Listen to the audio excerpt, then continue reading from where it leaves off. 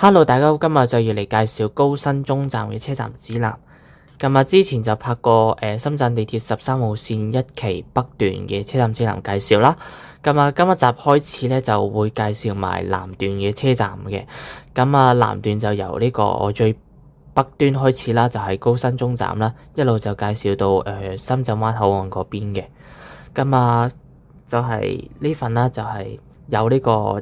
因為之前2024年10月通車，所以有第一版嘅，同埋呢個一期北段嘅第二版啦，就係2025年12月嘅。封面咧就有新版咧就有呢個 MTR 港鐵 logo 啦，然之後高新中呢個車站名咧就統一就係搬翻去左手邊呢度嘅，然之後其他就一樣嘅，咁一樣係13字樣上面啦。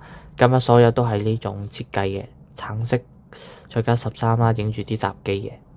然之後呢度嘅 MTR 港鐵搬咗上去啦，然之後呢度就改翻條港鐵嗰啲刊物嗰啲形式嘅下面嗰條線啊，即係呢條線有唔同路線顏色啦。應該最新版啦，有呢個屯馬線嗰隻色嘅。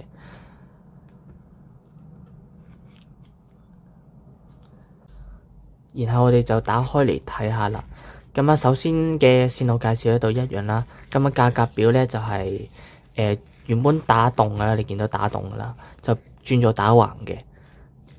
就只有分呢個普通車廂啦同頭等車廂。以前有分呢啲嘅單程票啦，呢啲唔同卡嘅錢嘅。而家就分開兩個嘅啫。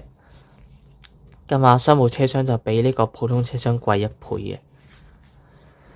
你見到呢度咧就係加咗呢個2025年12月28號通車站啦，即係8號線嘅溪涌站啦，5號線嘅呢邊嘅大劇院至到呢個湖背站啦，然後呢個11號線嘅紅嶺南站嘅。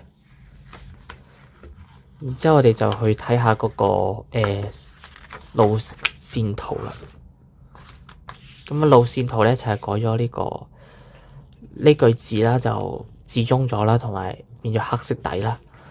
然之後呢度就加咗新嘅車站啦，喺呢度啦。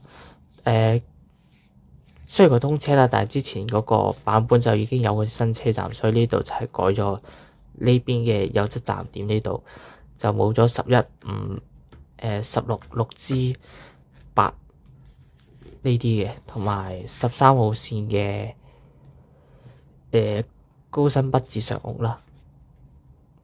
就轉咗呢個西麗高鐵站，呢個就遲啲再開嘅，即係中間呢段西麗高鐵站暫未開通嘅。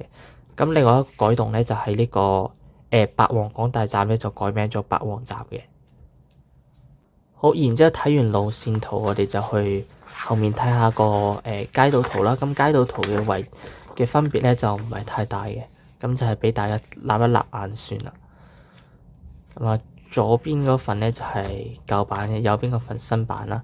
喺呢個之前讀過呢啲嘢，今次就第二次介紹就唔讀啦。就係有呢個加咗商鋪呢個項目啦。就加咗呢個瑞幸咖啡嘅。呢度公共汽車站都有啲改動嘅，就唔詳細講啦，大家有興趣睇下啦。改動喺呢邊呢個位置嘅，同呢度位置啊。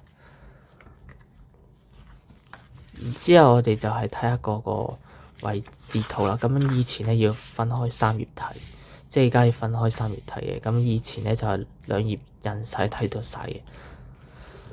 可能放大咗可以睇得清啲啦。就加咗 AED 機喺上面啦。以前冇 AED 機喺度嘅，同埋啲嘅 logo 都加翻入去啦。呢啲嗰啲客務售票嗰啲東東啦。係啦，以前感覺比較粗略啲啦。以前咧呢個站咧就係一期北段嘅，唔係一期南段嘅最北端嘅尾站啦。就係得往深圳灣口岸嘅。而家就去到上屋站啦。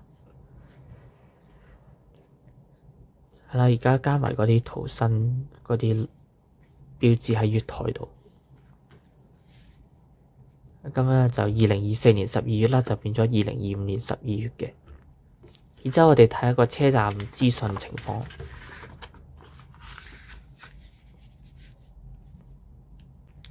好，然之後睇嗰個高新中站嘅車站資訊啦。咁開站時間係原本咧就係6時20分嘅，咁啊都係一樣噶啦。咁啊關站時間就係延遲咗呢個12分鐘啦。咁啊呢邊往高新中方向，咁以前尾站啦，所以呢邊兩邊都冇。咁而家就加咗往上屋方向啦，就係早上6時42分，最後班就係晚上11時12分嘅。然之後呢個往深圳灣口岸方向咧，就係頭班車一樣啦，咁尾班車就延遲咗24分鐘嘅。好啦，所以今日集嚟介紹呢個高新中站嘅車站指南咧，就到此完畢啦。我哋下一集將會嚟介紹深大站嘅車站指南。我哋下一集再見，拜拜。